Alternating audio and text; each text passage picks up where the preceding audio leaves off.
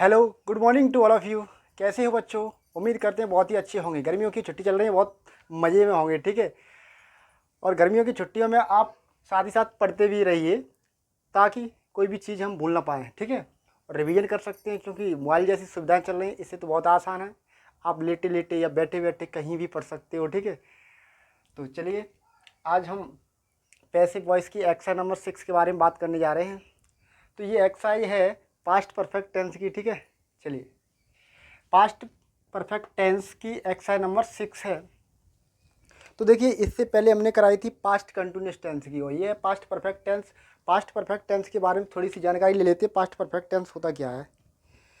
यानी ऐसा जो मतलब जिसके बारे में हम भूतकाल की बात हो और पास्ट में हो चुकी हो, और वो परफेक्ट का मतलब पूर्ण हो चुकी हो, भूतकाल की बात हो तो पास्ट परफेक्ट। इसकी पहचान होती है यानी जिन वाक्यों की क्रियाओं के अंत में चुका था, चुकी थी, चुके थे, अथवा या था, ये थी, ये थे, या फिर लिया था, किया था, तो ऐसे आपको पहचान देखने के लिए मिल सकती है। तो देखिए, भूतकाल में कोई भी सेंटेंस है, कोई भी कार्य है, वो पूरा हो जाता है, ठीक है। पास्ट परफेक्ट की बात है तब। और इसकी पहचान तो हो गई, लेकिन इसकी हेल्पिंग वर्ब की बात करें तो हेल्पिंग वर्ब अकेली एक ही होती है। हेल्पिंग वर्ब, हेल्पिंग वर्ब वो होती है ओनली हैड। क्या होती है? हैड। दिख रहा है ना, वहाँ पर मैंने हेड लिखा हुआ दिख रहा है। और इसकी पैसिव में सहायक क्रिया होती है। पैसिव में सहायक क्रिया, तो पैसिव की सहायक क्रिया होती है हैड के साथ हैड बीन और लगी जाएगी। क्या लगी जाएगी? बीन। मतलब जो आगे वाला टेंस है उसकी क्या होती है, यानी पास्ट परफेक्ट कंटिन्यूअस टेंस, तो उसकी पहचान होती है हैड बीन। तो वही वाली पैसिव में क्या हो जाती है, इसकी हेल्पिंग वर्ब हो जाती है, हैड बीन। तो इसमें से आपको सिंगुलर और प्लूरल नहीं देखना है, केवल एक ही हेल्पिंग वर्ब है, ओनली हैड, ठीक है। तो एक ही हेल्पिंग वर्ब है, तो आपको ये भी नहीं देखना है कि आपको हेड बीन लगानी है कि और भी कोई लगानी है, क्योंकि एक ही है तो दोनों के साथ ही लगेगी। अब हम पैसिव की बात करते हैं, तो सबसे पहले देखिए, पहला सेंटेंस है you had lost my book. आप मेरी किताब खो चुके थे, या आपने मेरी किताब खो दी थी। तो देखिए, you had lost my book, तो यहाँ पर ये क्या है? My book. माई बुक है ऑब्जेक्ट, माई बुक ऑब्जेक्ट है ना।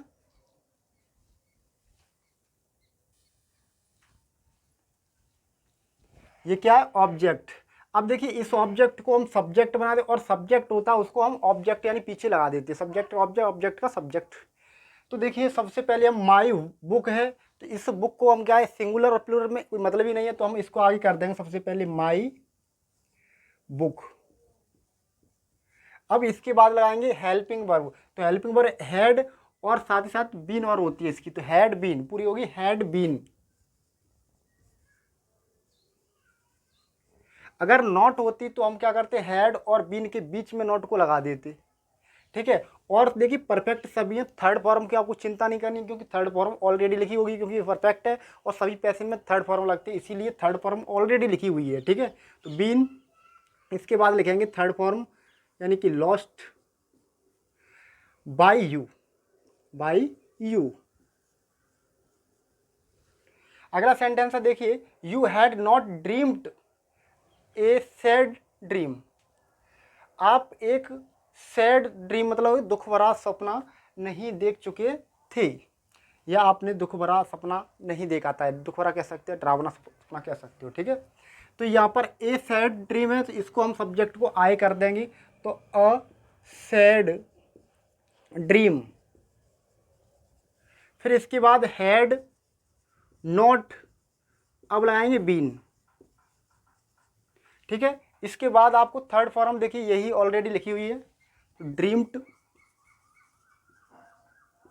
वाई चलिए बच्चों, यू, अगला ठीक है। सेंटेंस तो यू को देखिए, मैं यहाँ लिख देता हूँ, ठीक हेड। है। तो हेड से स्टार्ट हो, इसका मतलब हेल्पिंग वर्ब से, तो हम भी हेल्पिंग वर्ब पहले लाएंगे, तो हेल्पिंग वर्ब आपको सिंगुलर प्लूरल देखनी नहीं है, तो इसलिए हेड बीन होगी, तो ओनली हेड लाएंगे, ठीक है। बीन को तो पीछे ही रहने देंगे, ठीक है। अब इसके बाद हेड के बाद हम क्या यहाँ पर सब्जेक्ट लगाया, तो हमारा सब्जेक्ट कौन सा रहेगा? मी रहेगा। ये तो प्लेस दिखा रहा है, तो ये एडवर्ब कहलाएगी, ठीक है। पहले इसका अर्थ देखिए, had he not invited me to his party. क्या उसने मुझे अपनी पार्टी में बुलाया था, ठीक है। तो इसको हेड को हम क्या करेंगे, मतलब हेड है तो हेड ही रहने देंगे, ठीक है, हेड। इसके बाद सब्जेक्ट क्या है, मी को हम सब्जेक्ट बनाएंगे तो आई, फिर नॉट लगी है तो नॉट भी लगा देंगे। अब लगाएंगे बीन, इसके बाद इनवाइटेड, ये थर्ड फॉर्म है, ठीक है। इसके बाद टू हिज पार्टी, ज्यों का त्यों, बाई, यहाँ पर ही है तो ही का ऑब्जेक्ट बनाएंगे तो बच्चों क्या हो जाएगा, हिम।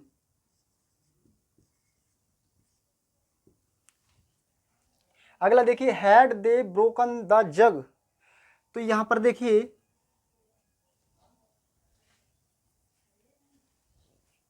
अगला देखिए, हैड दे ब्रोकन द जग, क्या उन्होंने जग को तोड़ा था। तो ये क्या से स्टार्ट होने वाले सेंटेंस है, यानी हेल्पिंग वर्ब है तो हम क्या से बोलेंगे हिंदी में, ठीक है। तो यहाँ पर ऑब्जेक्ट है द जग, ठीक है। तो हम पहले हेल्पिंग वर्ब से स्टार्ट करेंगे, हैड, हेड के बाद फिर सब्जेक्ट क्या रहेगा, द जग, फिर इसके बाद बीन, ब्रोकन बाई देम, देखा ऑब्जेक्ट देम, ठीक है। इस तरीके से करेंगे। अगला देखिए, the committee had not passed any resolution.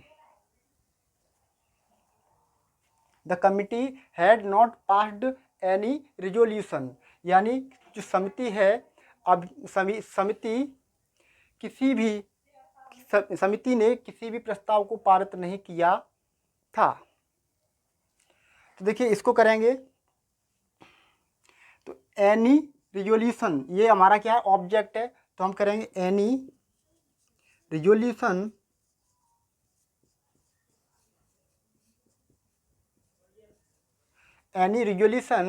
Had not been passed by the committee,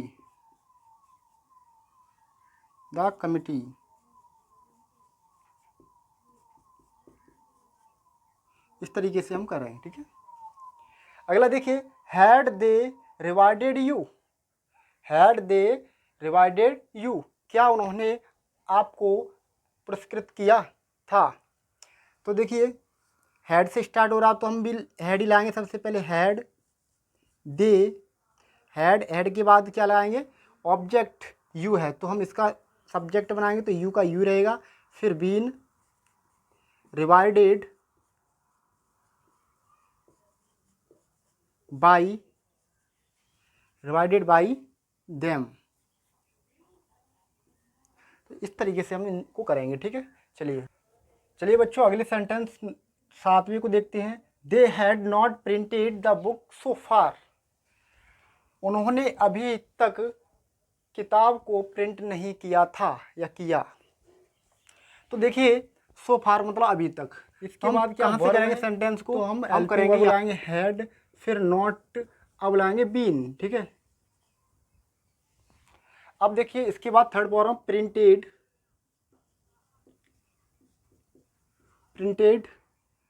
फिर इसके बाद जो सो फार है इसी को भी लगा दीजिए। अब लगाएंगे बाई, ये सब्जेक्ट है इसको ऑब्जेक्ट बना देंगे बाई देम।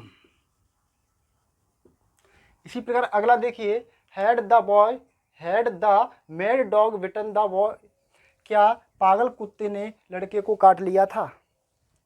तो यहाँ पर ये क्या ऑब्जेक्ट है तो हम इसको सब्जेक्ट बनाएंगे, लेकिन यहाँ पर पहले वर्ब है तो हम क्या करेंगे, हेल्पिंग वर्ब लाएंगे, हैड द बॉय, फिर इसके बाद क्या लगाएंगे, बीन, फिर बिटन बाई द मेड डॉग। अगला देखिए, they had always helped him in difficult. तो देखिए they had always helped him in difficulties, तो देखिए उन्होंने हमेशा उसकी मुसीबत में सहायता की थी। तो हम इसको कैसे करेंगे, तो ये देखिए यहाँ पर हिम है तो इसको सब्जेक्ट बनाया जाएगा, तो हिम का क्या हो जाएगा ही, फिर हैड, ही हैड, फिर इसके बाद क्या करेंगे ऑलवेज लाएंगे, always, always been helped, helped by them in difficulties, difficulty, ठीक है। अगला देखिए who had taught you French, तो यहाँ पर देखिए हु से स्टार्ट हो रहा है सेंटेंस, तो हु वाले को हमने बताया वाई हुम से करेंगे, तो बाई हुम, देखिए अर्थ क्या, who had taught you French, किसने आपको फ्रेंच लैंग्वेज है ना वो सिखाई थी, तो वाई हुम। इसके बाद हम क्या करेंगे हेल्पिंग वर्ब लाएंगे, तो हैड, ठीक है, हैड के बाद फ्रेंच, फिर बीन, बीन टॉट, ठीक है।